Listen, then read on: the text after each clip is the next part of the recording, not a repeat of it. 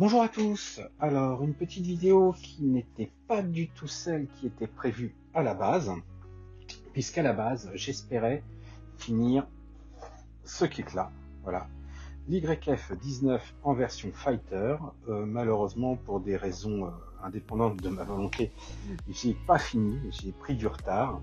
Par contre, je voulais quand même marquer le coup en fin de mois d'août, puisque c'est, alors il me semble que c'était le 27 août précisément, ce sont les 30 ans de Macross Plus.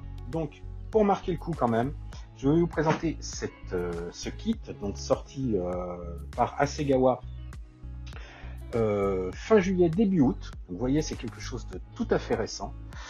Exceptionnellement, ce sera un simple unboxing. Alors, je crois que c'est la seconde fois que je vous fais un unboxing. La dernière fois, c'était pour le Fighter Nose Collection, alors le VF31C, je crois, de mémoire, où je voulais vous le présenter parce que c'était pas sûr que j'allais le faire. Là, par contre, je vous le présente pour marquer le coup, pour marquer cet anniversaire et pour une fois également vous présenter un kit récent, mais il n'y aura pas de whip et il n'y aura pas donc de présentation du modèle fini, monté et peint, cette fois-ci exceptionnellement. Je me rattraperai avec le Fighter, promis, d'ici quelques semaines. Que dire de ce kit? Alors déjà, comme je vous dis, il est récent puisqu'il est sorti fin juillet, début août. Je crois que je l'ai reçu, j'ai dû le recevoir, j'étais absent, donc c'était la première semaine d'août. Vous pouvez le voir, une boîte assez conséquente. Ça représente l'YF-19 mais en mode Batroid, donc issu de la saga Macross Plus. Alors Macross Plus, on va quand même en parler un petit peu puisque je vous présente ce kit pour le 30e anniversaire de cette saga. Donc Macross Plus est un OAJ qui est sorti donc il y a 30 ans. Je crois que c'était une série de 5 OAV.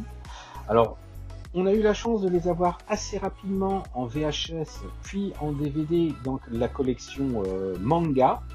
Alors, c'est une collection qui était sortie au moment où l'animation japonaise avait eu un regain de popularité dans les années 90, alors avec du bon et du plus mauvais, et tout ça dans la même collection. Donc ça n'a pas fait que du bien à l'animation japonaise en France, mais il y a eu quand même quelques pépites qui sont sorties du lot, et c'est tant mieux. Donc on a eu les 4 premiers OAV assez rapidement, alors que c'était du Macross, alors que les droits, je vous rappelle, étaient bloqués complètement à l'époque par Harmony Gold, qui détenait les droits Macross à l'international. Je ne vais pas revenir dessus, hein, j'en ai déjà parlé plusieurs fois. On a mis très longtemps à obtenir le 5e volume de cette saga, justement parce que Harmony Gold s'était réveillé et avait dit non, non, non, c'est hors de question. Au final, on a eu donc les 5 OAV. Il faut savoir également que ces OAV ont été remontés sous forme de film, donc qui est un montage pur et simple des différents passages clés de l'OAV. Alors moi, je vais être honnête avec vous, j'ai vu les 5 OAV, je n'ai pas vu le film. Mais je compte bien me rattraper puisque fin octobre, je vais avoir un coffret collector qui regroupera les OAV et la version film ainsi que différentes goodies. J'espère pouvoir vous présenter ça dès que je le recevrai. Donc rendez-vous fin octobre pour cette présentation. Que raconte maintenant Macross Plus? Alors déjà, au niveau contexte, hein, j'avais oublié de vous le dire, Macross Plus donc est sorti peu de temps avant, je crois, quelques mois avant Macross 7. Donc on va dire que c'était vraiment le deuxième événement Macross. Alors il y a eu une tentative avec Macross 2, mais on va l'oublier. Hein, Soji Kawamori n'a même pas travaillé sur Macross 2. Alors il y a son nom parce que ils ont été gentils de dire d'après l'œuvre de, mais il n'a absolument pas travaillé sur Macross 2. Alors Macross 2, j'aime pas du tout, mis à part le design du VF2. Moi, si je peux, je vous mettrai une petite illustration, mais voilà. Donc Macross Plus, ça a été vraiment la saga Macross qui est ressortie. Ça raconte l'histoire d'un pilote tête brûlée Isamu Daisen, qui, à force de ne pas respecter les règles, se fait plus ou moins remercier, on va dire, par ses responsables, qui l'envoient sur une planète, Eden, pour participer à un programme en tant que pilote d'essai, puisque l'UN Spacey veut valider le prochain fighter pour combattre les Zentradi renégats, parce que tous les Zentradi ne se sont pas forcément ralliés à la cause humaine. Les VF utilisés sont les VF-11, et donc on pense déjà aux fighters suivants. Les deux fighters en lice sont l'YF-19, que vous voyez là. Alors YF, je pense que c'est l'appellation, alors VF c'est Variable Fighter, YF je sais pas, mais en tout cas a priori c'est les appellations pour les prototypes. Donc d'un côté on a l'YF-19 piloté par Isamu Daisen, et de l'autre côté on a l'YF-21 piloté par un ami d'enfance dont le nom m'échappe, d'Isamu Daisen, qui est d'origine Zentradi. Et la particularité en revanche de ce fighter, hein, l'YF-21, c'est qu'il se pilote par la pensée. Alors par la suite, l'YF-21 donnera le VF-22, dont j'ai déjà fait la maquette que l'on voit dans Macross 7, donc piloté par Maximilian et Milia Genius. Donc ça c'est autre chose. Et donc on a l'YF-19 qui a un design assez sympa et dont je vous propose de voir la version Batroid, édité par Hasegawa, donc très récemment. Concernant la boîte, eh ben, le box art est assez sympa. J'aime beaucoup la pose dynamique du fighter, enfin du Batroid. Il va falloir que je fasse attention à ce que je dis. Il n'est pas fait par Hidetaka Tenjin, mais par un designer, enfin un dessinateur qui s'appelle Merci Rabbit. Alors je connaissais pas, a priori JR Ratatars connaissait déjà, donc un dessin qui est très très sympa, j'aime beaucoup. Bon, j'ai une petite préférence pour Tenjin, mais je ne suis pas impartial. Donc comme je vous disais, une boîte assez conséquente, le logo Macross, le logo Hasegawa, le logo Big West qui donc détient les droits Macross au Japon, et donc le logo de Merci Rabbit, l'illustrateur. Sur le côté ici, alors excusez-moi pour le reflet de la lampe, différentes vues, donc devant, derrière, sur stand avec un effet pas super réussi, mais on en parlera tout à l'heure. Également la possibilité, on peut voir ici qu'il peut avoir la possibilité d'avoir le fast pack. On a ici une autre illustration, enfin une autre photo en action avec le Gunpod, et on voit ici, si j'arrive à vous le présenter, parce que la boîte est immense, ici on voit la possibilité de ranger le Gunpod dans le, comment ça s'appelle, derrière le bouclier qui est sur le bras, ici donc il présente les options Fast Pack, et ici, j'arrive pas à vous le montrer, mais je vous le montrerai sur la notice, la possibilité de mettre deux pieds différents suivant le design qu'on veut lui donner. Ici, on a le contexte de l'anime et du robot, enfin du mecha, et ici, différentes illustrations nombreuses mais petites, donc issues de l'anime, comment dire, donc de l'anime Macross Plus, excusez-moi, je cherchais mes mots. Quand je vous dis qu'il y a des illustrations timbre-poste, ici je suis en dehors du champ, mais je peux vous dire que l'illustration est à peine plus grande que mon petit doigt. Et là, je ne peux pas vous montrer mieux la boîte, j'ai déjà le recul au maximum de ma caméra.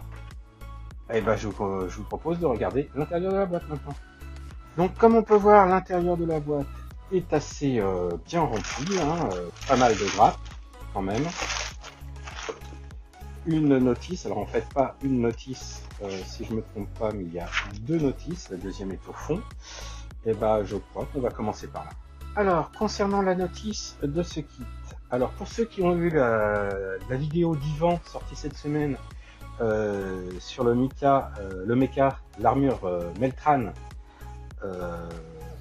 édité par Hasegawa l'année dernière pour les 40 ans de Macross Do You Remember Love, je vous mets le lien un peu au-dessus. c'est le même principe puisque vous avez une notice de montage et une notice pour la pose des décalcos et les couleurs. Alors, la notice de montage en noir et blanc, papier légèrement rigide, donc assez bonne qualité. Et pour une fois chez Hasegawa, c'est une notice sous forme de livret et non pas dépliable en accordéon. Vous avez donc ici une illustration en noir et blanc qui est exactement à l'identique de celle du devant de la boîte. Les petits conseils, alors en japonais et en anglais, hein, sur les kits assez récents, les conseils sont maintenant dans les deux langues. Donc tous les conseils de sécurité, tenir loin des enfants, petites pièces qui peuvent être avalées, ne pas mâchonner, ne pas passer au micro-ondes, enfin, etc. Les conseils ici pour poser les décalcomanies.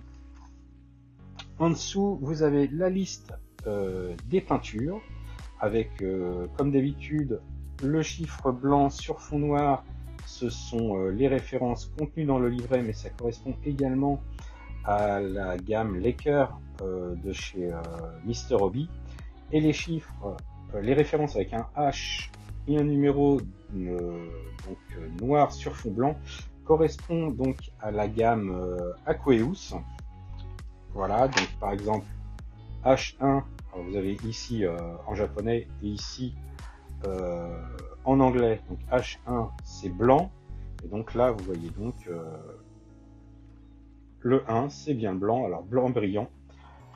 Quand c'est pas précisé, c'est obligatoirement brillant. Donc vous avez ici la liste des peintures. Donc il n'y en a pas énormément. Derrière ici, vous avez les différentes grappes qui constituent le kit. On voit également qu'il y a des polycapes et le stand pour présenter le kit.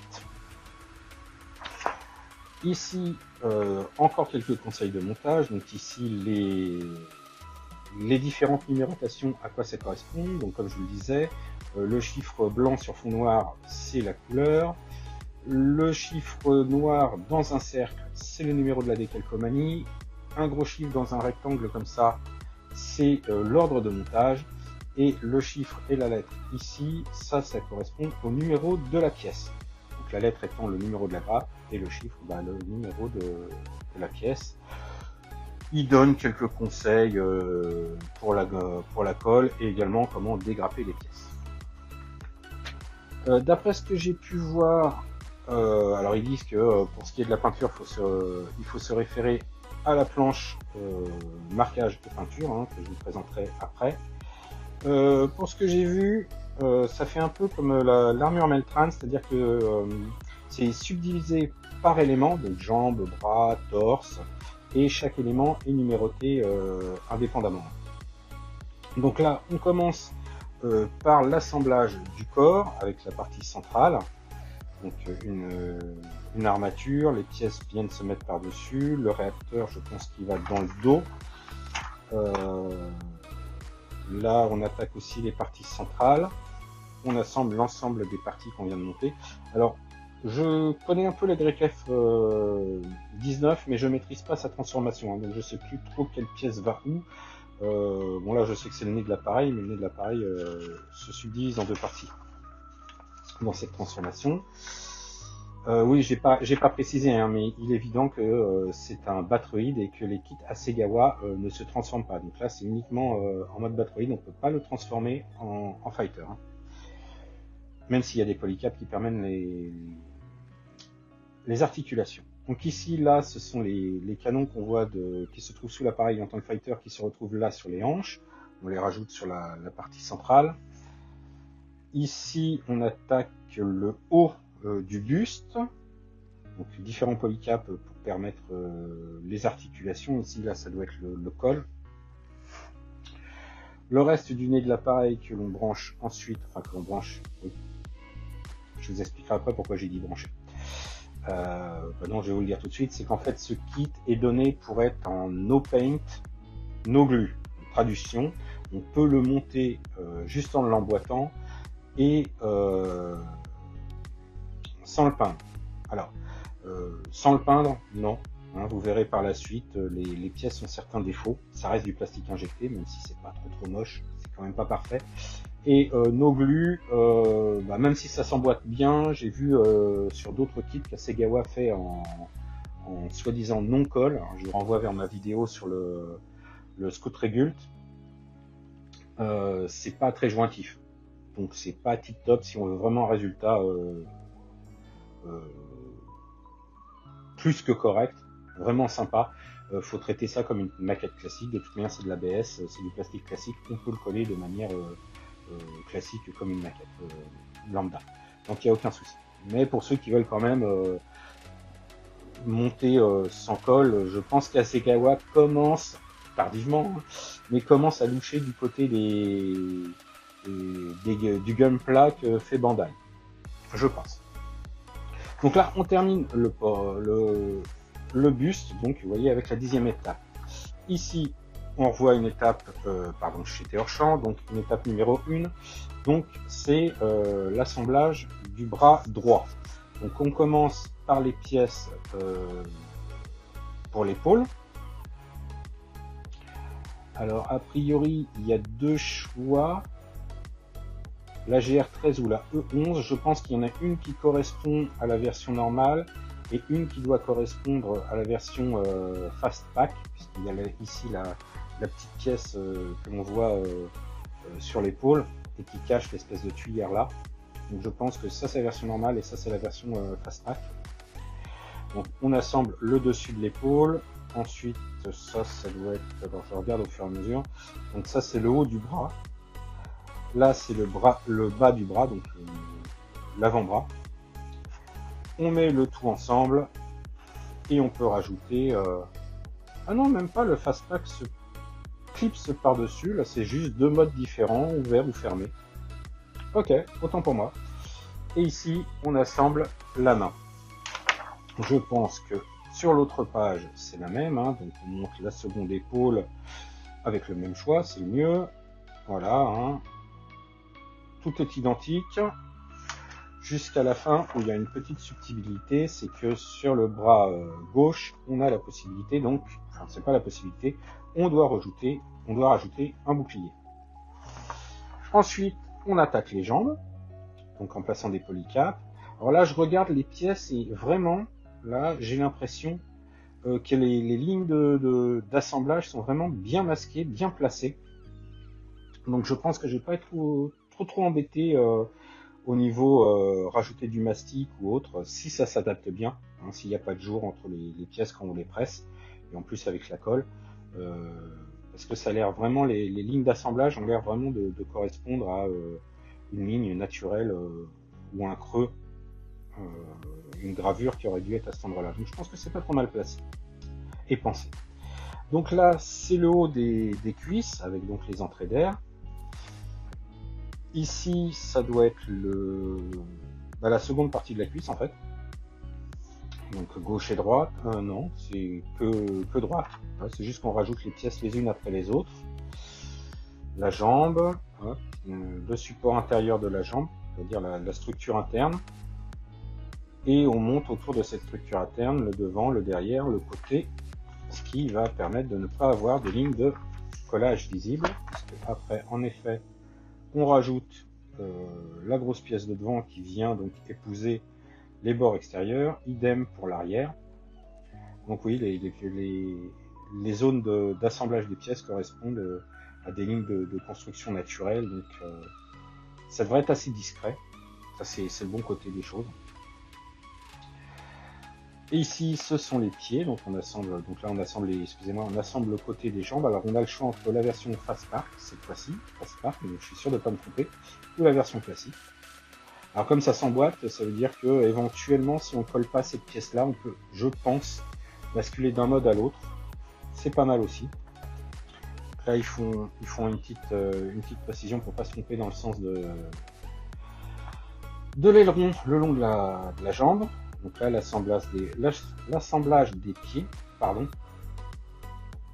Et donc, ce que j'ai pas pu vous montrer en photo, parce que la boîte était trop grande, c'est qu'en fait, le talon, il y a deux versions du talon possibles. J'essaie de vous mettre un petit peu plus visible. Donc il y a deux versions du talon possibles. Il y en a une qui est beaucoup plus proche du fighter, on va dire, et l'autre qui est plus jolie esthétiquement parlant, un peu comme dans la ligne. Donc un choix à faire. C'est original de la part d'Hasegawa de le faire, mais bon, c'est pas ultime. Là, je vais passer rapidement parce qu'en fait, c'est l'assemblage de la seconde jambe. Donc la même chose que là, mais pour la gauche. Donc voilà.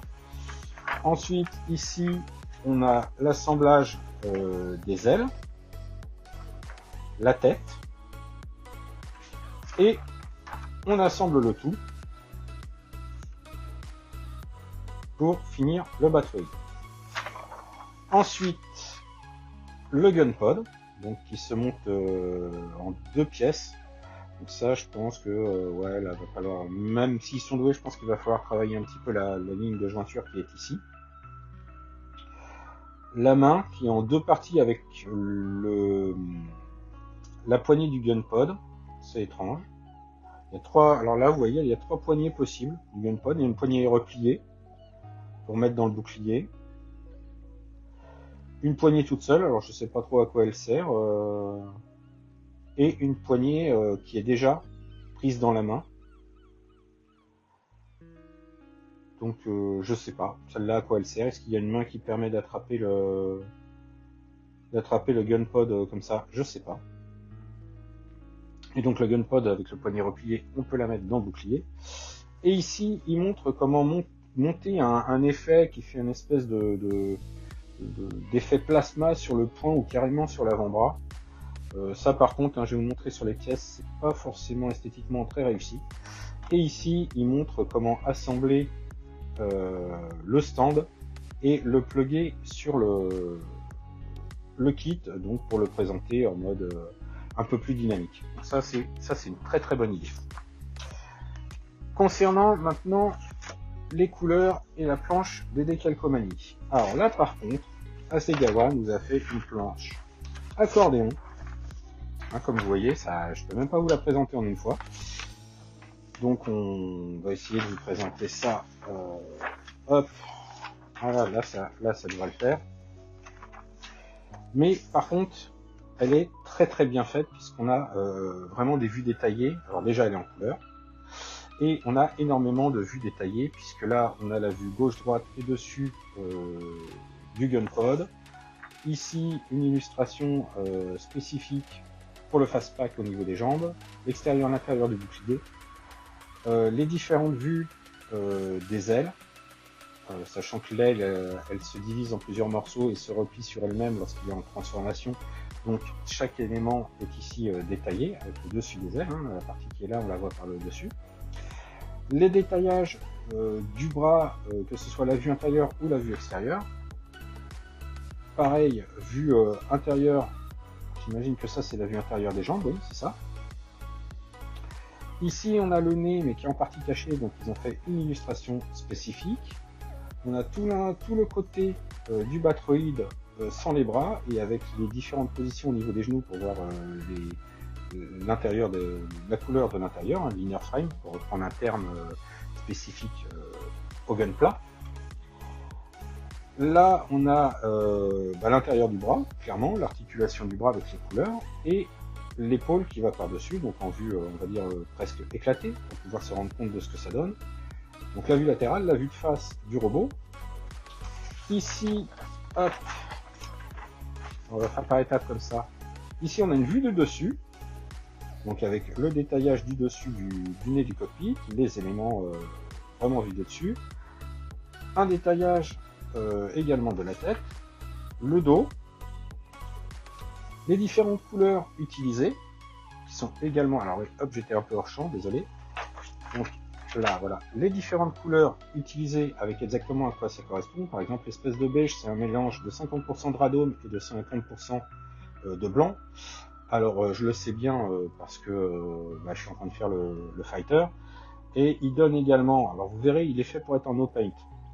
Donc le plastique est déjà plus ou moins de la bonne couleur. Et il y a également énormément de décalcomanie qui permettent de se passer de ces couleurs. Par contre, on a la possibilité également de le peindre, ce que je vais sûrement faire.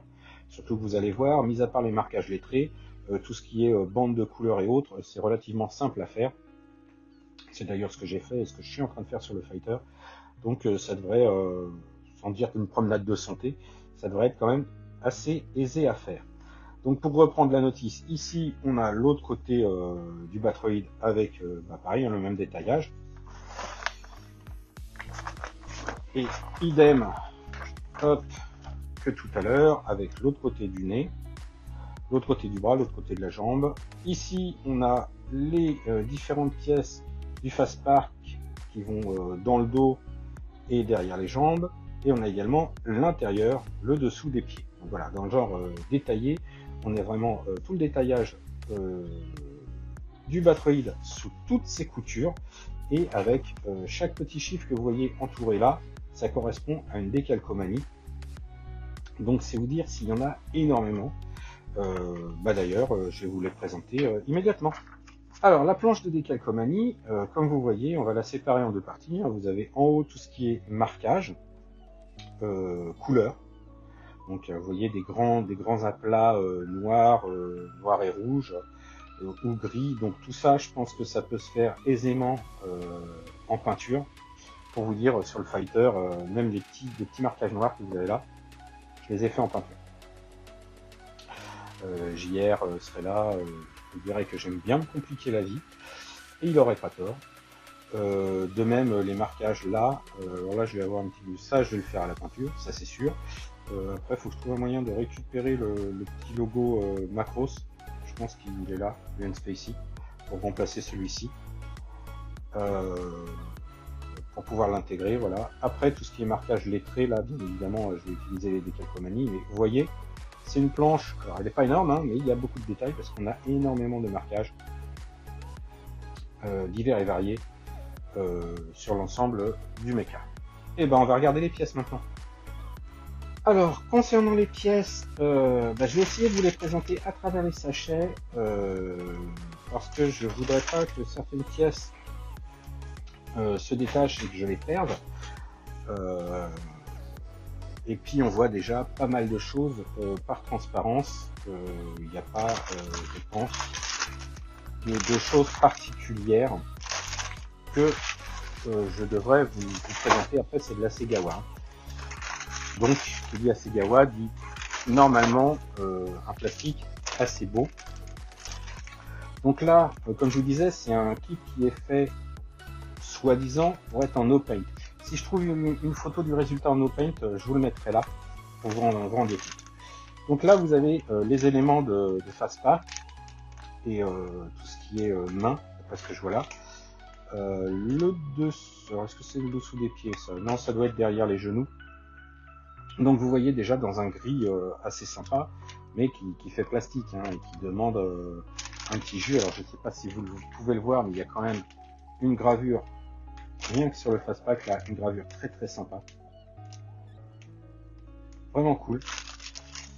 Ici dans un gris un peu plus foncé, on a là, les éléments des pieds justement, les espèces de panneaux qui ferment les entrées d'air au niveau des cuisses.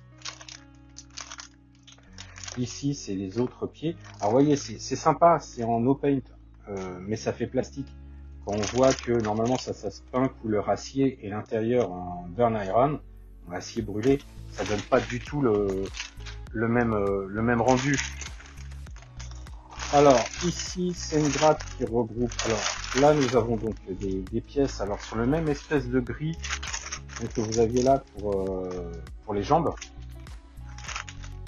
Bon, le défaut de ne pas vous déballer les pièces, outre le fait que vous voyez pas tout, c'est que ça fait énormément de bruit.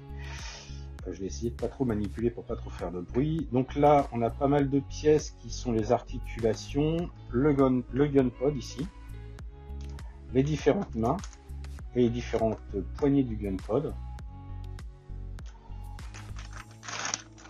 De l'autre côté on a donc les pièces du robot. Et donc alors je le découvre pas avec vous, j'avais déjà emmené cette boîte pour la montrer à JR Ratatars. On avait même un instant envisagé de faire un unboxing ensemble et on n'a pas eu le temps de le faire. Mais on a vu, alors vous le verrez pas bien, mais il y a quand même certains défauts dans le moulage. On voit les pastilles d'éjection carrément de l'autre côté. Là, avec les reflets, je vois un creux ici, je vois un creux ici. C'est pas super lisse, hein. Franchement, là, j'ai été un peu déçu. Là, vous avez l'espèce d'effet spécial qui se met sur le point. Franchement, je trouve pas ça super beau. Ça, c'est le mono-eye qui se met sur la tête. Le rouge ici de certaines pièces fait très plastique, franchement. C'est pour ça que je vous disais que c'est vraiment un kit qui est donné pour être en no paint, mais faut le repeindre. Et de toute manière, si on n'utilise pas les décalcomanies, là par exemple, je sais pas si vous voyez par transparence, donc derrière là, on voit les ailerons qui vont sur les jambes. Sans décalcomanie, c'est entièrement rouge. La partie noire ne sera absolument pas visible. Donc, comme moi, je ne vais pas utiliser les décalcomanies, on passera par la case peinture. Donc ça, c'est un sachet. Donc ici, les pièces transparentes du stand, les polycaps. Et ouais, alors pas de chance, c'est du mauvais côté. Bon, allez. Hop, ne serait-ce que pour voir la gravure, si je peux vous présenter la gravure au niveau des jambes. Quoique, vu qu'il y a pas mal d'éléments qui se fixent par-dessus, je vais peut-être sortir l'autre aussi. Hop, voilà. Hop, je la range tout de suite pour pas la perdre. Alors, quand on regarde en détail, c'est assez lisse, pas de chance. J'ai pris les seules pièces où il n'y avait pas énormément de gravure. Si, c'est assez sympa. Je travaille, comme je vous dis, je suis en train de travailler sur le fighter, donc on voit les différences, on voit les gravures ici. Par contre, moi, ce que je constate déjà à l'œil là, c'est qu'il y a une différence de proportion entre le fighter et le Batroid. Attendez un instant. Hop. Donc, comme vous voyez là, voilà, ça c'est les pièces du fighter. Donc, si je compare la jambe du Batroid et la pièce du fighter, alors si je veux le mettre identique, ouais, ça serait donc comme ça. Voilà. Donc ça serait ça.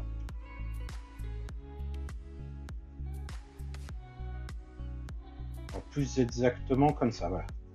Ce sont les parties intérieures. Voilà. Donc voilà, on a fait comme ça. Donc vous voyez, il y a quand même une grosse différence.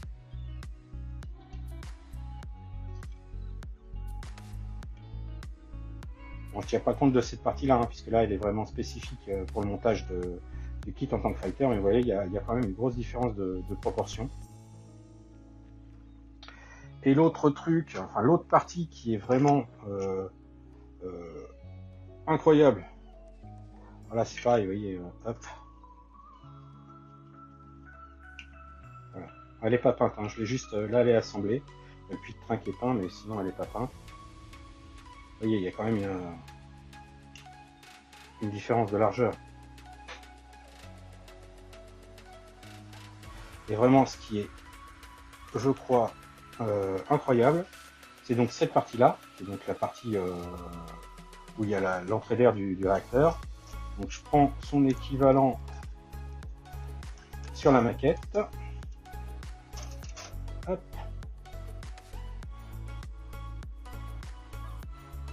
Puis alors en profondeur, ah tiens, ah non. Voilà, c'est quand même flagrant. Bon, après c'est normal, enfin c'est normal. On avait exactement le même phénomène sur les VF1, hein, donc c'est pas spécifique à ce kit là. Mais là franchement quand j'ai vu la taille des entrées d'air, tout de suite je voulais faire une comparaison, même les jambes qui font vraiment énorme par rapport au fighter que je suis en train de monter.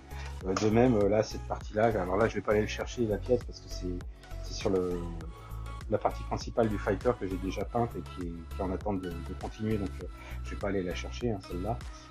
Mais là aussi c'est beaucoup plus gros, beaucoup plus large que le dessus. De toute manière c'est simple, hein, cette partie-là, normalement elle va dans la continuité de celui-là.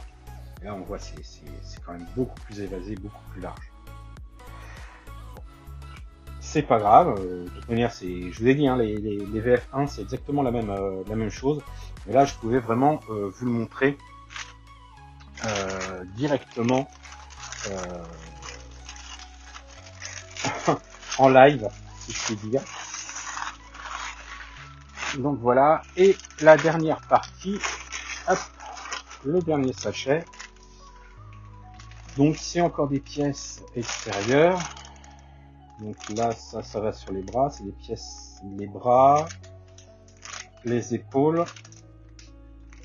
Là pareil, hein, ça c'est un côté des bras. Ça va être le dessus des bras. Et si je compare, là je sors les bras du fighter. Hop, ça tombe bien, je les ai là aussi. Toc. Voilà, donc cette partie-là, si je me trompe pas, cette partie-là, ça correspondrait à ça. Voilà, hop. Sachant qu'il manque toute la partie là. Hein. Donc là, ce que vous voyez là, donc ce que vous voyez là, ça correspond jusqu'à la ligne noire. Là. Donc vous voyez, là aussi il y a une différence de proportion, mais c'est bien normal. Je pense que si on prenait les proportions du kit fighter pour le transformer en Batroid, ça ressemblerait à rien, et inversement, je crois que ça serait encore pire. Là je vois le bouclier, c'est énorme aussi par rapport à l'arrière du fighter. Mais par contre, au niveau de la gravure, de la finition, je vois pas trop de déformation. Donc c'est pas trop mal sur ces pièces là. Donc voilà pour cette présentation et cet unboxing. Hein. Donc désolé, j'ai pas pu vous présenter la vidéo que je voulais, mais en tout cas je suis content de vous avoir fait partager l'unboxing de ce kit là. Je pense qu'il sera fait quand même assez rapidement, ne serait-ce parce que comme j'ai vu, bon, il y a quelques travails de mastic et autres pour rectifier les déformations du plastique, bien sûr du travail de peinture, mais il n'y aura pas trop de travail de mastic pour les jointures. Donc j'ai vraiment hâte de pouvoir vous présenter le résultat de ce kit là. En attendant, je vous donne rendez-vous, j'espère assez rapidement, pour vous présenter la version un peu plus vintage, donc la version Fighter. À très bientôt.